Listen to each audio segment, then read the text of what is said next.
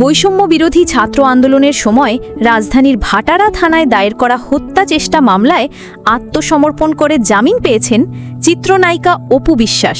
রবিবার ১৩ জুলাই ঢাকার chief metropolitan magistrate CMM Mohammad Mostafizur রহমানের আদালতে তিনি আত্মসমর্পণ করে জামিনের আবেদন করলে আদালত তা মঞ্জুর করেন। এদিন মুখ ঢেকে আদালতে হাজির হন অপু বিশ্বাস। তার পরনে ছিল বোরকা এবং মুখে মাস্ক। শুনানি শেষে আদালত ১০,০০০ টাকা বন্ডে পুলিশ প্রতিবেদন দাখিল পর্যন্ত তার জামিন মঞ্জুর করেন। এর আগে গত ২ জুন এই মামলায় হাইকোর্ট থেকে ৬ সপ্তাহের আগাম জামিন নিয়েছিলেন অপু বিশ্বাস। সেই জামিনের মেয়াদ শেষ হয়ে আসায় তিনি নিম্ন আদালতে আত্মসমর্পণ করলেন।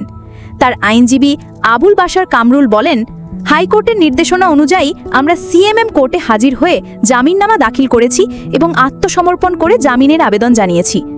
মামলা সূত্রে জানা যায় ২০২৪ সালের ১৯ জুলাই বৈষম্য বিরোধী ছাত্র আন্দোলনের সময় এনামুল হক নামে এক ব্যক্তিকে হত্যা চেষ্টার অভিযোগে ভাটারা থানায় একটি মামলা দায়ের করা হয়। ওই মামলায় চিত্রনায়িকা অপু বিশ্বাস, নুসরাত ফারিয়া, অভিনেতা জায়েদ খান, আসনা হাবিব ভাবনা সহ মোট ১৭ জন তারকাকে আসামি করা হয়।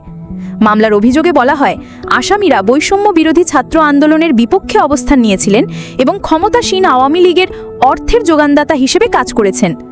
চাঞ্চল্যকর এই মামলায় সাবেক প্রধানমন্ত্রী শেখ হাসিনা এবং তার সরকারের সংশ্লিষ্ট ২৮৩ জনকেও আসামি করা হয়েছে।